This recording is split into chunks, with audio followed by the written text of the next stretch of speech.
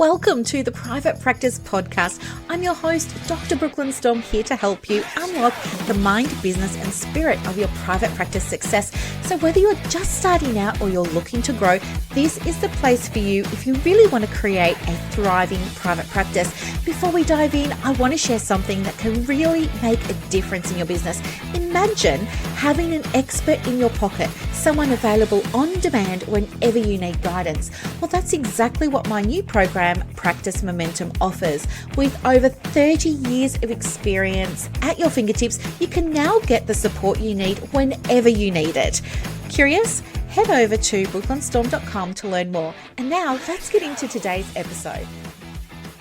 Hi, my name is Chloe and I'm part of the Practice Momentum program. I've been working with Brooklyn for a couple of months now and I can't believe it took me this long. Before I joined Momentum, I was trying to do everything. I was trying to refine my marketing. I was trying to update my website all the time. I was trying to network. I was trying to build my practice, and I had absolutely no idea what to focus on, what I needed to do first. I couldn't understand why nothing was working. It was so stressful because there was no money coming in at that point, and I had been following Brooklyn for a few years and I always wanted to do coaching with her, and I always kind of put it off because I didn't feel like I was at that point in time. It was my imposter syndrome pretty badly. Fast forward, the time felt right. Brooklyn was so accommodating and helpful with finding a way for me to do the program, and it's been absolutely life-changing. Brooklyn has helped me to plan and make goals and break down bigger tasks. Like, don't just do a website, actually break it into parts so you have areas to focus on, which I've never done before. I'm so grateful. I reached all of my goals in the last quarter, and that led to a massive increase in my caseload, in my income, and my website is actually generating referrals now, which is incredible. I didn't think it would ever happen. So I'm so grateful. If you're thinking about it, don't wait as long as I did. Absolutely do it. I couldn't speak highly enough of Brooklyn, her generosity, her care, and compassion. Hello and welcome to another episode of the podcast. We're driving because guess what? I'm just en route to record. I'm out and about. There you go. The indicator's off now. Because I can take off. Because you can't do this stuff like while you're driving. You've got to set it up and then start driving. But anyway, it's Friday. You know I don't work on Fridays. And of course, I've done my beautiful long drive down to Phillip Island. I'm heading over now to Corumburra. Just in the mood for driving. Oh gosh, don't you love it so much? Like, if you've listened to previous episodes of the podcast, you've heard about masculine and feminine energy and how to identify what energy is we call it your leading energy, right? And generally your leading energy remains the same, though, of course, like anything, it's a bit of a spectrum, and you might be more in your feminine doing some things, and, masculine doing others. But for me, by and large, my energy tends to be masculine, which is I like to be forward moving. I don't like distraction. I find it hard enough to concentrate as it is anyway with the ADHD and the ADID and the little bit of autism that I've got. I like peace and quiet. I like, space, things like that. It's why I have a bath every single day. I have a bath for about 2 hours. It's beautiful. I just sit there and I do my logic puzzles and Sudoku, as I told you before. It's just my idea of heaven. Other people are like, how can you do that? I'm like, how can you not? But one of the other things about masculine is like forward moving energy. So even when I go away, and I'm going away again in a few weeks, actually, I'm going having another mini break. It'll be my sixth one for the year. I can't wait. I'm going to the country again. It's going to be awesome.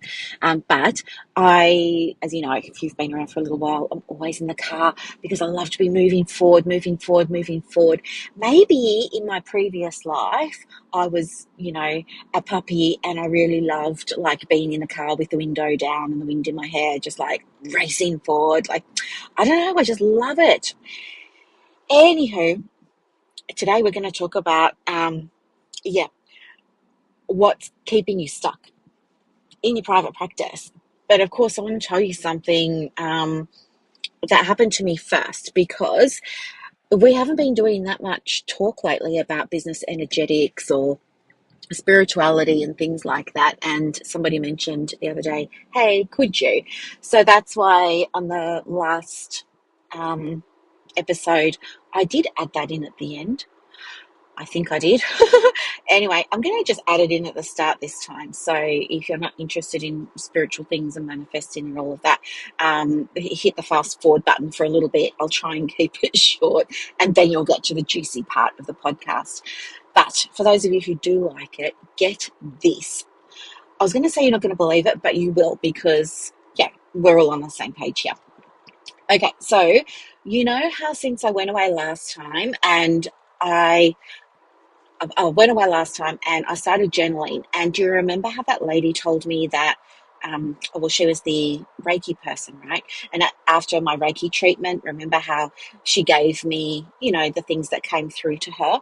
One of the things that came through to her was that I needed to be doing something with my body, holding onto an object with my hands so that I could, get disconnected, if you like, from my body, and that would in turn allow me to connect with, I say my higher self, but you could call it whatever you like, source, energy, God, one of my girlfriends described it during the week as your team, right? Your spiritual team. And I really love that. So that's what I'm using now. But anyway, and she told me that when I've been journaling, I've actually been channeling, and I never realized or recognized that that's what I was doing. And it took me a moment to kind of wrap my head around it, because of course I've got my own ideas around what that looks like and what it means, and do I really want to be, anyway, all of that. But now I don't know that I would say definitely that I channel stuff. I would just say I've got a stronger connection and I receive things. That would probably be what I say now. Anywho, so on the back of that, one of the other things that I've been doing a lot more of is doing a journaling process every single day. Well, I do two things. I'm trying, where I can, when I remember, to get into my journal when there's something that I need to do and I'm not sure how to do it in my business. So, for example, like maybe I want to write an email, or maybe I want to record a podcast, and I'm thinking to myself, what would I really like to talk about today? Or what would be really helpful? And, when you've got over 500 podcast episodes under your belt, sometimes you have moments where you're feeling a little bit stretched in terms of what to talk about. So, yeah, I can pull out my little journal then, and I always journal by beginning with a question. And then before I've even finished writing out my question, I'm receiving the answer and I'm writing out the answer, and it's all making sense. And then I can boot up GarageBand on my Mac, get my Yeti mic, and just hit record and get it all out. But the other thing that I've been doing is this is going to sound crazy, guys. This is going to sound crazy. I know it's not going to sound crazy to you, but it would sound crazy to, what does Harry Potter call them? Muggles, right? People who aren't in our world, they are going to think this is crazy, but I know you won't. But anyway, okay. Here's what I've been doing, full disclosure. Probably for the last, I would say, over the last 2 or 3 weeks, this is so weird to say out loud. I know you're not going to judge me. I'm just going to say it. Okay. All right. I went to bed, and I know that when I want to really connect with my higher self, right? My higher self or source, my team, whatever. I'm going to say my team. When I want to do that, I know that one of the best times to do it is at night when you're going to sleep. And the reason why is because that's a time when your subconscious mind is most, accepting of things, which I want to be in that state, because that's where, beliefs are held. And your beliefs determine how you show up in your private practice, right? How you show up in your business, how you show up in your life. So I'm looking at shifting beliefs or building new ones, things like that. So before you go to sleep, or as you're starting to rouse in the morning, they're the two best times to do this type of work. So anyway, I was unprepared because you know me, like I'm really good at businessy stuff, right? I'm so good at helping people with their businesses, and I'm in my flow, and it's my zone of genius. I love it. But people often say to me, "How can you be so great at that, but so not so great at life?" And here's an example: I just get into bed and I close my eyes, the lights are off, getting ready for sleep, and then it occurs to me, hey, now might be a great time to connect with your team and ask some questions and stuff. So I've been like, yeah, I'll tell you exactly what I did. All right. So what I did was, it was kind of like a test, I guess. I wanted proof. I wanted confirmation, I guess. Not I guess, I did, right? Honestly, I did. I wanted confirmation. And so I just said, if you're here, well, actually, I called them in first. So I was like, I'm calling in because I know you've got to like call in your team, right? Otherwise, they can help you, but they don't just come and interfere willy nilly. They have to be invited, right? So I knew that. So I like invited them in. So I'm calling them in. I'm welcoming them into the space. I'm doing this all kind of like just in my head, telepathically, just in my head, eyes closed, head on the pillow, going to sleep. But I'm thinking about it, right? It's like in my imagination. So I'm calling them in, and I just sort of said, oh, what did I want? A prediction for something. And then I asked them to give me a sign, but I wanted the sign to be something. I don't even know why I said this. It's so crazy. But the first thing that came into my mind was do something to my foot. I told you this is nuts, right? I told you this is nuts, but just hear me out. Anyway, so, and then right after I said it, I thought to myself, oh, I better put a container around this. Otherwise, I might not get the sign for like 3 weeks or something. So I said, within the next 2 minutes, do something to my foot to let me know that you've heard. Or I forget what I was actually like asking for proof of, but yeah. And anyway, so I'm laying there and nothing's happening. And so then I'm thinking to myself, oh, this is a bummer. Doesn't look like it's going to work. Doesn't look like there's any connection. Nothing's really happening. And just as I was about to like stop trying or, stop waiting, I got the strongest sensation of pins and needles in my right foot. I never get pins and needles. And anyway, at the beginning, I didn't recognize it as the sign. I know it sounds crazy. I know. But anyway, so, and then it gets stronger. And then it's like, really like uncomfortable. And then it like the penny drops. And then I said, thank you for the sign. Thank you, thank you, thank you. And then I, closed off the energy loop of that communication and let it go. And then I was smiling, right, while I'm trying to go to sleep. I'm like smiling because, hey, it worked. And then I'm kind of also a little bit freaked out by it because, like, what? And so, anyway, next night, go to bed. And I'm like, can I do it again? Like, was that coincidence that I just got pins and needles in my foot last night? Like, can I do this again? So, anyway, I did it again. And I was like, give me a sign, do something to my nose, right? Now, I don't even know where these ideas come from, right? I'm just laying there. And I don't even know why I said do something to my nose. It just like came out of my mouth, but in my head. Anyway, once it's out, it's out. So, okay, fine. So, anyway, I'm laying there. And again, I put a container around it. I said, like, in the next 2 minutes, sort of thing. Oh my gosh, there's lambs. I'm on Phillip Island and I'm driving past a little paddock. And the sheep with little baby lambs. Oh my gosh, they're so cute. But they must be freezing. It's 9 degrees and it's rainy. It's like misty rain. I love this weather, but I hope those little lambs aren't too cold.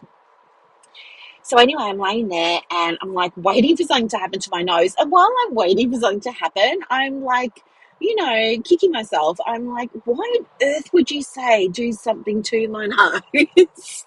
And anyway, would you believe? Yeah, I know. I started to get like tingling sensation in the tip of my nose, and it was like a really strong sensation. It made me like want to scratch the top of my nose, but I didn't. And then I knew, yes, this is more confirmation. So then I was like, thank you again. And then, I'm feeling like pretty smug, but still like kind of freaked out. So guess what happens? I don't know if it was the next night or the one after that, but I decided I was going to test it again. So I did it again, and this time I said, do something to my forehead. Like, if you're here and your energy and it's all of this, just so I know for sure that this isn't me just misinterpreting signs and stuff like that. Let me know, do something to my forehead. And then anyway, where my third eye is, that went really, really, really, really tingly. Again, kind of like pins and needles. And I was like, okay, I'm sold. It's true. It's a thing. I'm connected. And do you know what? I didn't feel freaked out by it anymore after that. I just kind of felt like, good. I was thinking to myself, okay, this connection is here. But guess what?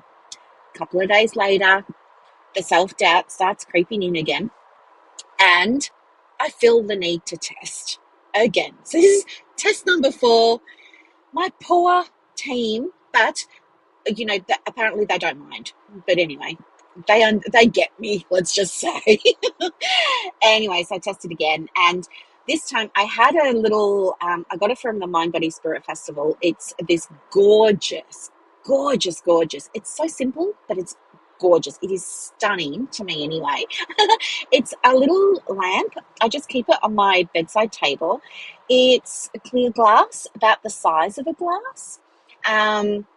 And like not a highball glass, but a short glass. And it's kind of like a little bit wide, and it's full of rose quartz. And it sits on a little wooden disc, and the little wooden disc has some lights underneath it. And anyway, you can plug it into your USB, charge it up, and then, unplug it from the USB. And you can turn it on or off, and it just emits like this really beautiful light, this really nice, calming, beautiful light. I turn it on every night before I go to sleep.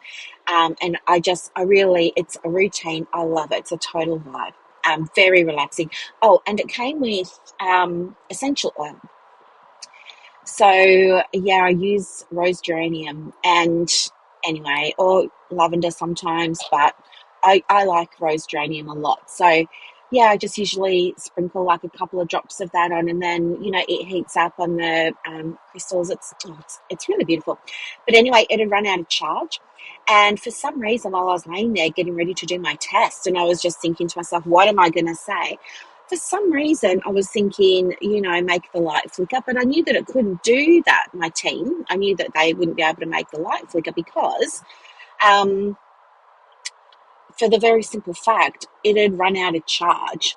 So, I said, okay, make a noise, but please make a noise or a sound that is something that's very abstract that I wouldn't normally hear, because I don't want to mistake it for anything else.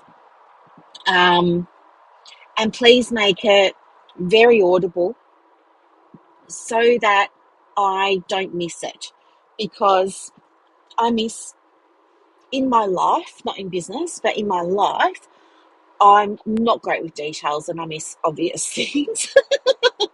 Like, for example, I can take a shopping list to Aldi and I can come home with only some of the things and not realize it until I've got home. Like, I'm pretty proud of myself that I even left the house to go to Aldi, to be entirely honest with you, and really proud that I even had a shopping list and I've bought shopping home. But yeah, there's usually stuff missing. So anyway, I was just sort of sitting there and I was waiting and I did the 2 minute container for it. And yeah, it felt like a long time and I wasn't really hearing anything. And I was listening out and yeah, nothing was happening. And then I became aware of my heart beating really, really loudly. And to be clear, my heart was not racing. I wasn't anxious. My heart wasn't, pounding as a result of exertion or anything like that. The best I can describe it is it sounded to me as if, I don't know if you've ever done this, I think we've all done this at some point, but you listen to your heart through a stethoscope. You know how you hear it go, boodum, boodum, boodum, like that? And it's like so clear when you hear it. It's like, yeah, it's just really clear and it's right there. That is what happened. I became so aware of it.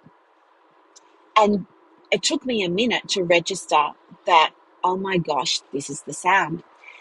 And anyway, I told mum about it the next day, and my mum doesn't like it when I do things like this.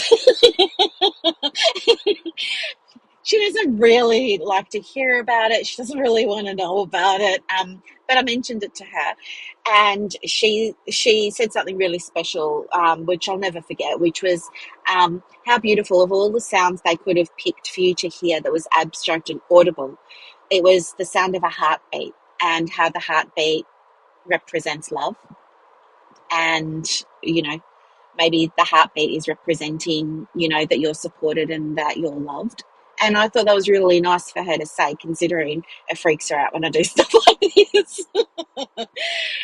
Anywho, so then I guess because I've been like buoyed on by that, and that has been getting stronger. So my faith in feeling supported by my team has been getting stronger. What I've noticed is the journaling's getting faster. The answers are coming through quickly, more quickly than ever before. And they were coming through pretty quick before, but they're coming through even more quickly now. I've started to lean into now, and again, this is going to sound crazy, I know, but I know you will understand. But I've started even like just thinking about what I want. So not using the pen and my journal as a tool, letting go, like they're training wheels maybe for me. And now what I'm trying to do is access that same guidance without the training wheels. Does that make sense? I mean, I'm just giving a metaphor here or an analogy, but I'm never going to stop journaling. It is so powerful. Oh my gosh, look, there's cows. Oh, you can't see. Okay, so where I'm driving now, there's like almost a straight drop, but it's kind of a meadow and then it goes onto the water of Port Phillip Bay. And there's all these great big black cows right there. Oh, I love the country. I love the country. I don't love the nightlife. That's never me. I do love the country though. Anywho, so I've been trying to connect without using my tools, just trying to use myself and my faith. So this is a very long way of telling you something that happened to me yesterday. But I need to tell you one other thing first, and that is I spoke to my friend first. Her name's Karen. I spoke to Karen and I said to her, I'm going to go and meet with my financial advisor in a couple of days, and I've been, like I told her what I just told you, all those things. And she's like right into this as well. And she said to me, just make sure that you ask your team to be present at the meeting. And that hadn't even occurred to me as like a thing. And I thought that was a great idea. She was one who also said, because I was saying, oh, I just call in my pa and I call in Gabe, my beautiful, beautiful, beautiful, beautiful dog that crossed over 2 years ago that I had for such a long time. I used to call in both of them and then say something like, and, my guides or, the right energies and stuff like that. And then always acting in the highest good of myself and all others and, did all of that. But she was saying it might just be easier to say calling your team. So she gave me that advice. She said, ask them to be with you at the meeting.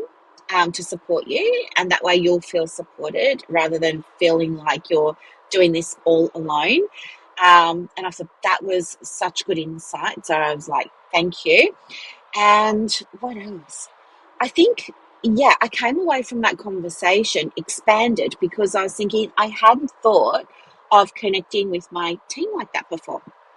So anyway, I was so excited about it that I did it right away because, again, the ADD, I forget things, even things that are really important to me, I'll forget them. So I thought I'll better just do it now. So I got off the phone to her and then I just went to a quiet space and I just called them in and I invited them. I requested their presence at the meeting, told them that, I wanted their support, all of this kind of stuff. Um, yeah, and that I wanted pleasing outcome, all this kind of stuff. So the what's happening is, oh, again, if you've been listening to the podcast for a while, you know the whole story. But if you're brand new, the Cliff Notes version is, I sold my home during COVID. Mum was going to sell her home too. We were both going to buy a place together. So have dual living, so two different houses, but on the one block of land. We both have our own little titles to our own little properties, but because they're on the one parcel of land, I can, pop in, look after her, help her out, do the household chores, the shopping, take her to appointments, all that kind of stuff. I sold my home. That night, pretty much went up to Mum's place with an overnight bag. Next day, I'm telling Mum, let's have a look around your place and see what needs to be done to get it ready for sale. And she shared with me that she changed her mind and didn't want to sell the house. So, yeah, basically, I was stuffed. I was homeless overnight, had money in the bank from the sale of my house, but yeah, pretty much homeless overnight. The other thing was, there was still a mortgage to be paid. We're in Victoria, so it was like the most locked down city in the whole world. No joke. It's an actual stat. It's in the Guinness Book of Records. Thank you, Dan Andrews. But anyway, it meant that she couldn't go to work and she didn't want to work online or do any of that, So it was like forced retirement. But what that meant was, how was she going to pay the mortgage? And because she was already stressed about COVID, because she was already stressed about lockdowns, because she was already stressed about not being able to work and not having an income, I said, I'll pay off the mortgage for you because I've got this, lump sum of money in the bank now from the sale of my house. So I paid off the mortgage for her. And then she was like, great. Well, now we can both live mortgage free and you can just stay here. And at the time, I agreed to it because, number one, I was very much in people-pleasing mode. I want to always look after my mum, make sure she's got everything she needs and she's happy. Number two, I was so, not thinking ahead. Yeah, naive. I just thought I was actually going to be able to move in like you would if you're moving in with a friend, right? Anyway, that didn't happen. It turned out that there was just no space for me in this house. There was no space for me. It's a big house for one person, but she'd filled up every single space with stuff. She didn't want to get rid of any of her stuff. All my contents from my home went to the tip. So, yeah.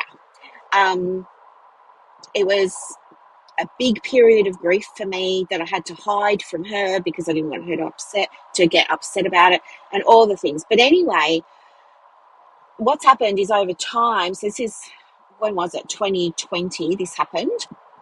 Um, Over that period of time, I have felt, I don't know the right word to say, like I've been shrunk down.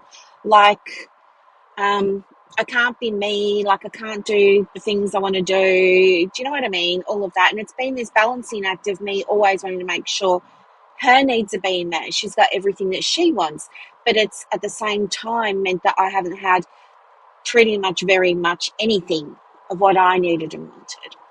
And anyway, it's getting harder and harder and harder for me to be in that space now. So I'm manifesting a home. But get this, here's the thing, right? Because I haven't had a mortgage for 5 years, I've got it in my head that I don't want a mortgage again, ever, ever. I don't want it. No. So I needed to get help. My mum had a financial advisor, and just one day, randomly, out of the blue, my mum suggests, hey, why don't you go and speak with, this lady, and she might be able to, help you sort out your money and all of this, because as you know, like I've been on a big journey myself with money over the last 2 years. So I was like, yep, sure, okay, I'll go and meet her. Anyway, met her. Oh my gosh, the universe always gives you what you need. She's an earth angel for me. I'm sure she was put in my path for a reason. She has ADD too.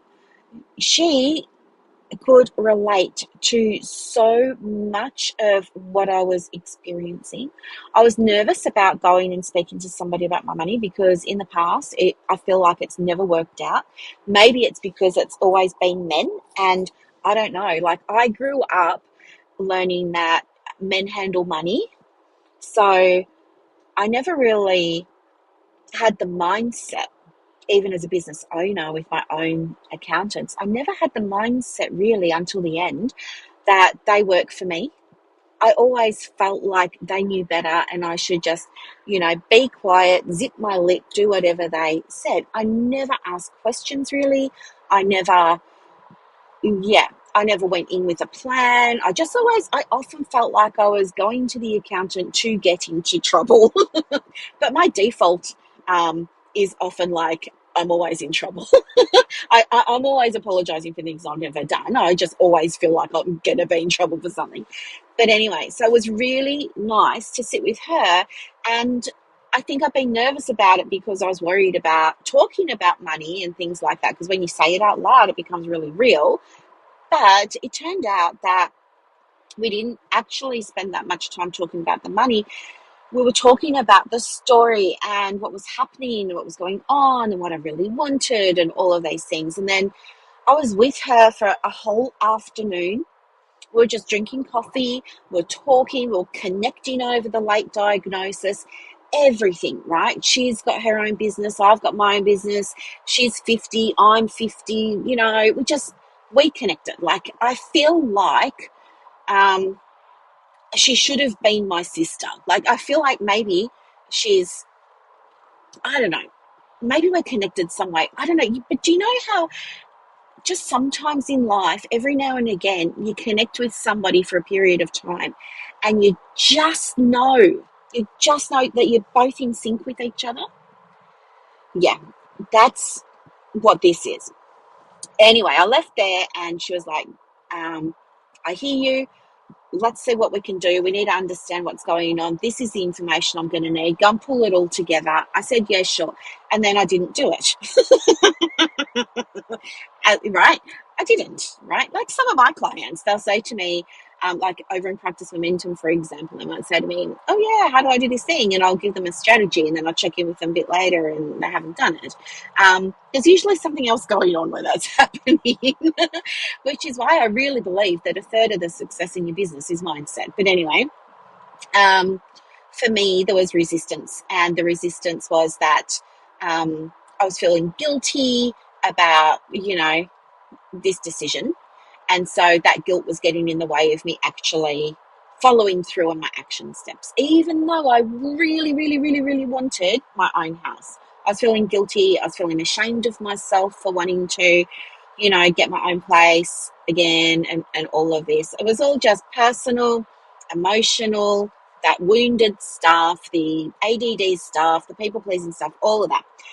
And it needed to be processed. And that took time. It took about 3 months. And anyway, then it was just like once it was cleared, it was like I came back from the country. It was the last time that I went. So what was that? Maybe 4 weeks ago or something, 4 or 5 weeks ago. Yeah, that weekend, I just sat down and did it. And you know what? I was completely neutral about it. It didn't feel hard.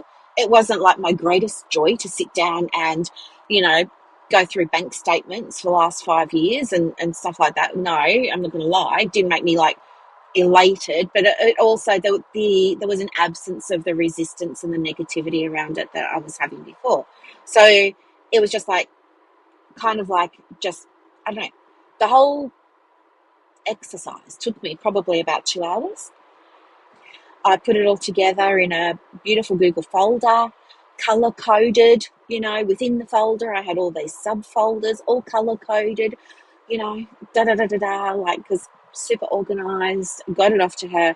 Anyway, so when I was meeting with her yesterday, it was to see what's possible given my financial situation.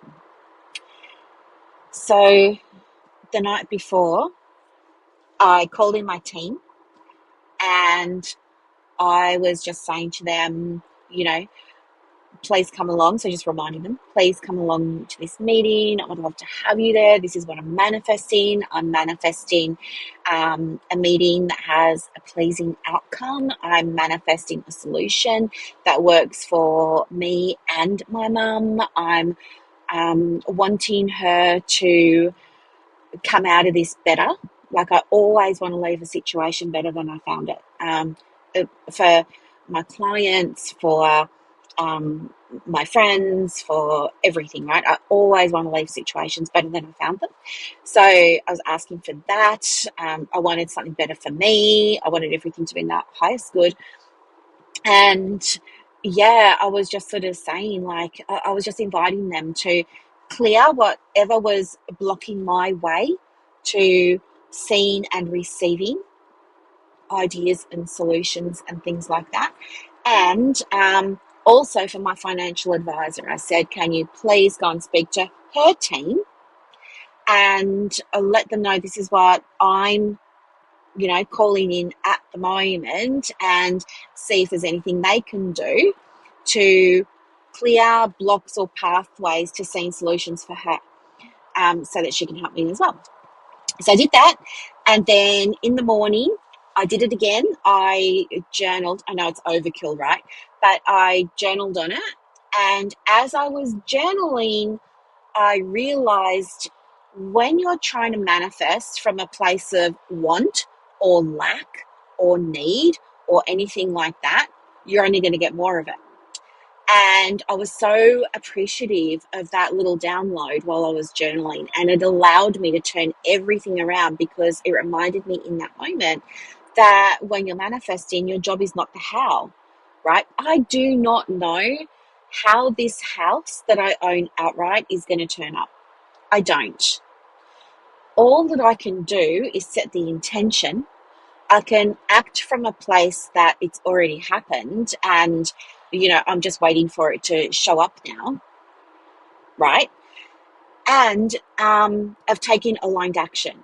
So some of the aligned action I've been taking is I've been buying little bits and pieces for the house, just little things. But like, I bought a hand wash that I want to put on the sink in the kitchen, that I got from when I was in Dalesford, that reminds me of Dalesford and how spacious I feel and how free I feel and all those kinds of things. So every time I see that hand wash, I picture it in my mind's eye, right?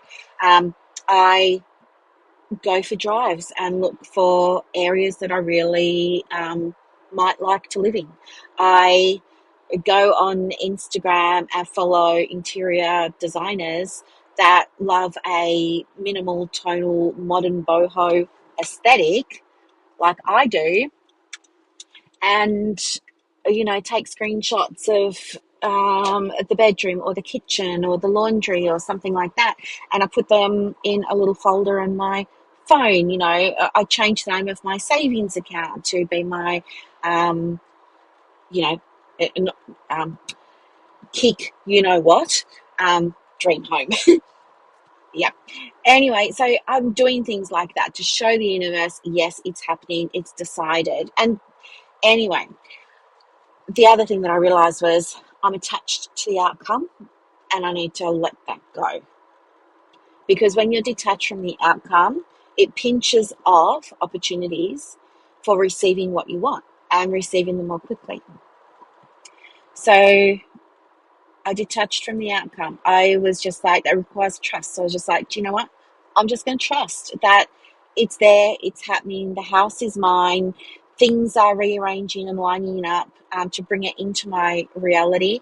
And this meeting is not about whether I get the house or not. This meeting is just me doing an activity to show the universe that it's happening, right?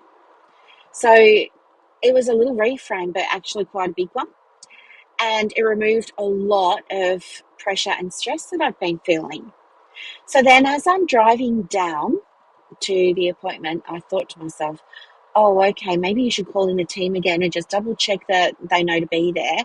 Let them know, what you're hoping for and what you're manifesting, everything.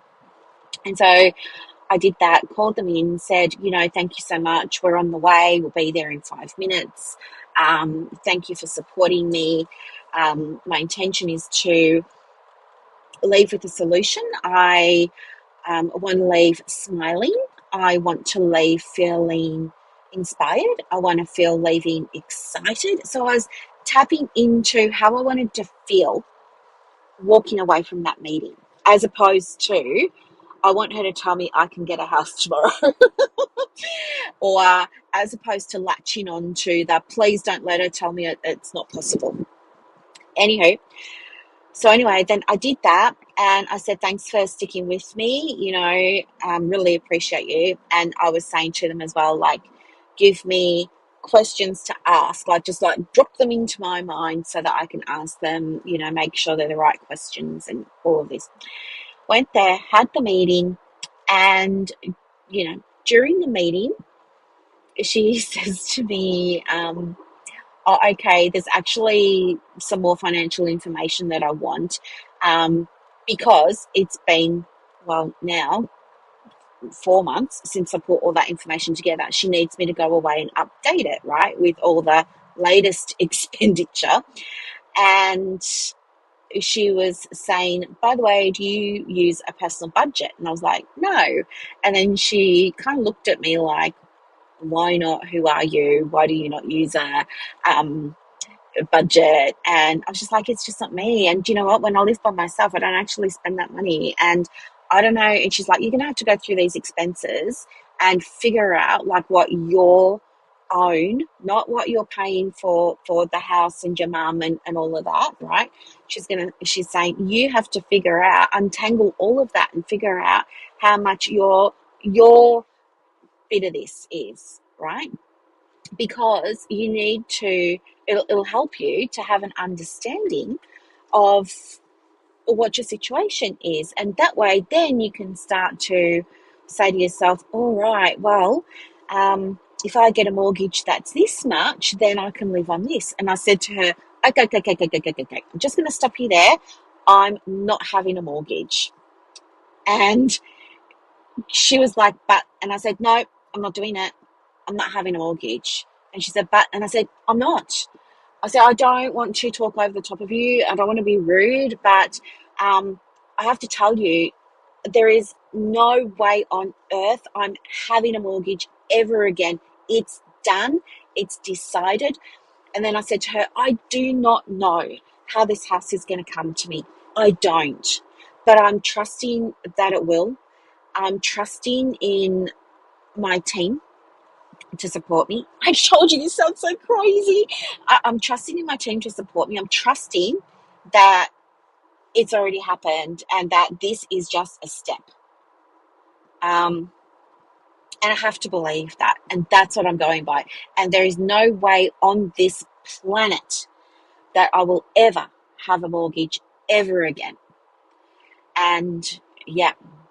And then she just said, okay, so you've decided that. And I said, yes, I have. And she was just like stuck. She didn't really know what to say. And I just said to her, it's fine. I don't need you to do anything or say anything, but I need you to understand this is what we're dealing with. The decision has been made. And do you know what? When I said that to her, I realized in that moment that this this decision, this process of making a decision, the process of realizing you've made it, and then the process of like, no, I'm sticking to it. You will not sway me from this. It's something that I think a lot of women in private practice avoid. This is an aha moment. I thought to myself, very interesting. When I decide things, they happen. For example, I decided that I was going to, well, no, actually, rewind a little bit.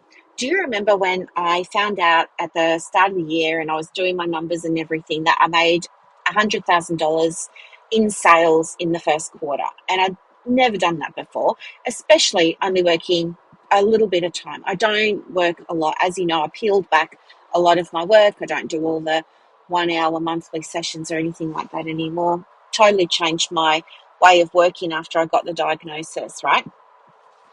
But I had my biggest quarter ever. It's because I figured out a way of working with my diagnosis. And I had inspiration because I was journaling. And the program came about as a combination of a whole lot of things, but mostly it was the journaling, right? But anyway, on the back of the realization, I then thought, I want to teach everybody how to do this and I want to replicate it for myself. And so then I thought, okay, well, how am I going to do it? And I tried to think retrospectively about what I'd done over the last 3 months and I couldn't. Like, I can remember bits and pieces here and there.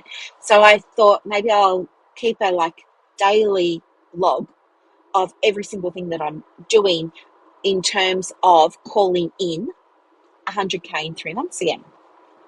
So I was doing that, but I realized that I haven't decided that I'm going to call in that 100K. And I think I've only got 3 weeks. Like, do I have 3 weeks? I think I've got, maybe it's just over 3 weeks. I'm in the last column. So I've got a column for the first 30 days, a column for the second 30 days in my little Google sheet. And I've just started column 3. So I think I've got, yeah, give or take just over 3 weeks left. But I only realised just in the last 24 hours that when I make decisions, stuff happens. And I hadn't made a decision that I'm just going to get this 100K in. Hadn't made it. So now I realise, now obviously the decision has been made. Now what I'm going to do is, we're in the car at the moment. I'm 25 minutes away from Korumburra. I'm going to go to Korumburra. I'm going to go to the cafe there and I'm going to sit down. I'm going to get out my journal. I'm going to connect with my team and I'm going to write down the steps. Like what do I actually have to do? And who do I actually have to be as the person that, you know, she's already got it. It's already decided. Okay, now what? And so when all of this was going through my mind just today, I thought about you and I was thinking, interesting. There are so many women that listen to this podcast, that read the emails, that are in my orbit, in my world. for years before they will, you know, join me, or work with me, do something with me.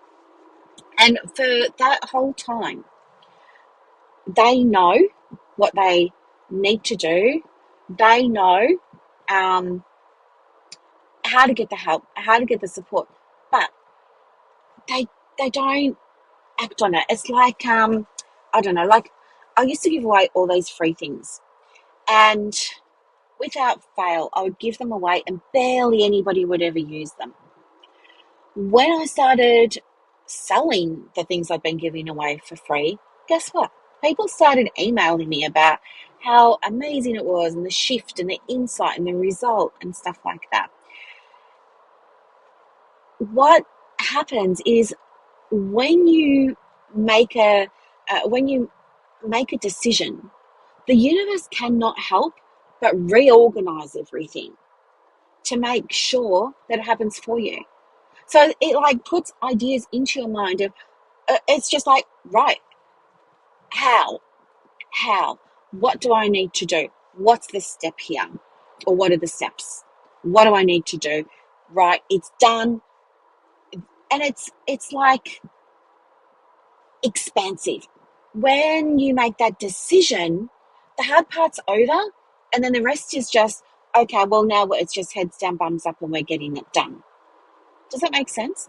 I think what gets in the way of women making decisions in their private practice, a decision about their niche, about their message, about who they want to work with, about whether or not they should buy the $27 course, about whether or not they should build a $27 course, about anything. It's like they already know what needs to be done, but there's something that gets in the way. There's something that stops them from doing it. And it keeps them stuck in a cycle of, you know, doing other things than the thing they know they need. And I believe, like I was just thinking about it, I believe that maybe what's happening is they're thinking perhaps they're not ready. It's not the right time. I don't have enough clients. Do you know what I mean? They're in a way blocking off, pinching off access to the thing that they need. And it's happening by default because it's ego mind wanting to keep them really safe, because it feels better to, better the devil, right? It feels better to keep on the hamster wheel and keep busy but not get a result than it does to try something new. That feels risky and scary. And who wants to feel risky and scary? No one. So you don't do it. And so to avoid that feeling, you don't do the thing that you need to do. Does that make sense? I think it's that. I think some women don't feel worthy enough. I think some of them are stuck in, you know, um, when I say not worthy enough, it's like I come last, everybody else comes first. That kind of stuff, that kind of thinking. But that's flawed, right? Because if everybody else comes first, you're only helping a limited number of people at the moment if you're not having a fully booked diary. Imagine how many other people you could put first if you knew how to connect with them, and then open up the way to activate working with them, right? You could be helping more people and doing more things. So I think sometimes, yeah, we argue for our limitations as a way of keeping us safe in the moment. And I think too, I don't know much about human design, but I know this, like, yeah, sometimes we can react emotionally to things, and it's called or referred to as an emotional wave. And depending on what your human design is, sometimes for big things like getting a new supervisor, or doing something like joining Momentum, for example, you might experience that emotional wave and click out, pinch yourself off from getting the support or the help. What would be better is when you have that emotional wave, let it do its thing, right? Let it go over you, through you, around you, all the things until it passes. Then come back, look at it again with a clear mind, make decisions from a clear mind, not a reactive, emotional one, because that's not you thinking clearly like a woman in business.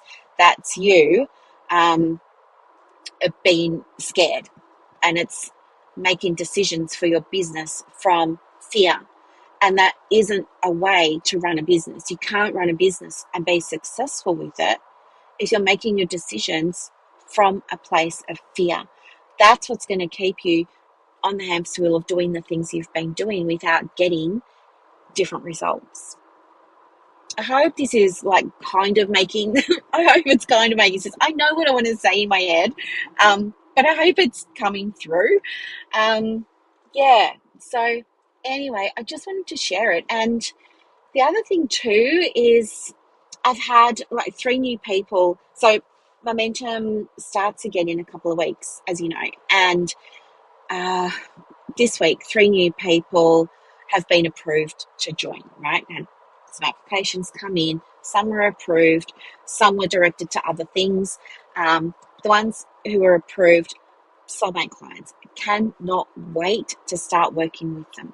But here's the thing, the clients that I really, really, really love to work with, and who I will give preference to almost every single time, are the women who are struggling financially, because I know I can turn that around.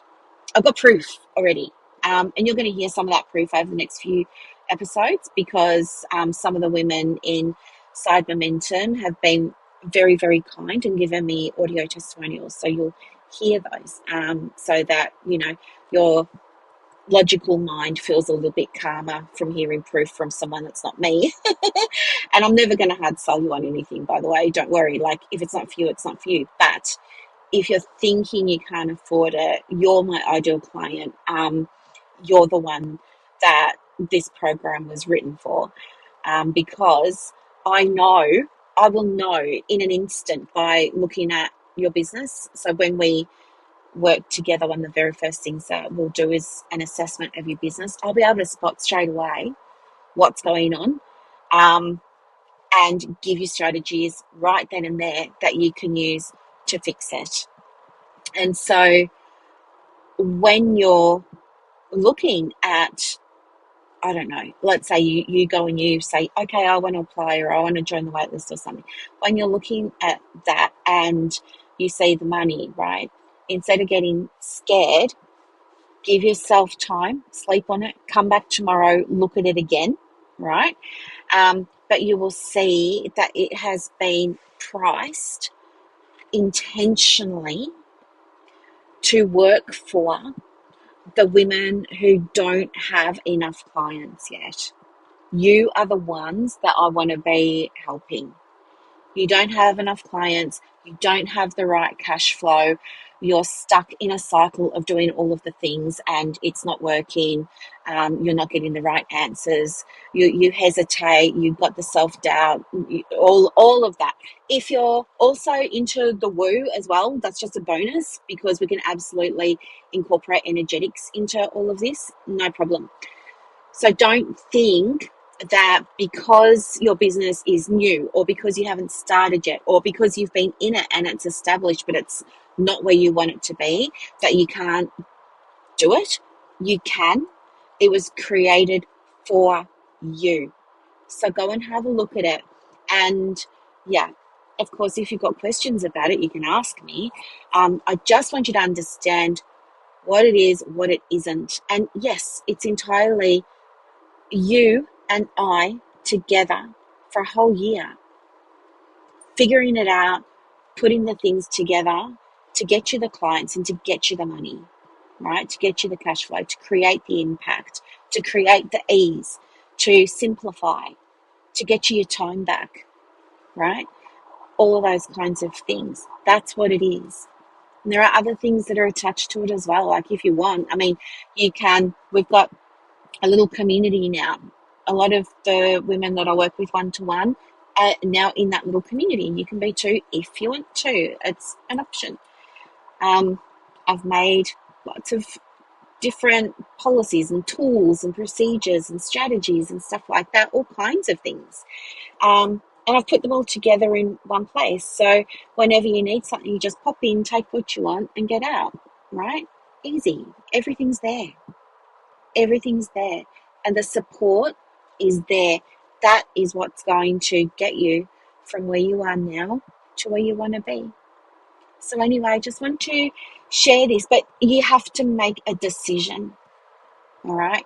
And you have to do it from the place of, you know, what does the version of me who does have the fully booked diary, who does have the cash flow, what would her guidance to me be about this decision, and act from that space. But when you make the decision, when you just decide, right, I'm doing it, do you know what, it's end of financial year, I've had a look at my numbers, not great, I don't want to see this again, something's got to change, right, I'm deciding these next 12 months, this is the year that I'm turning it around, because I'm done.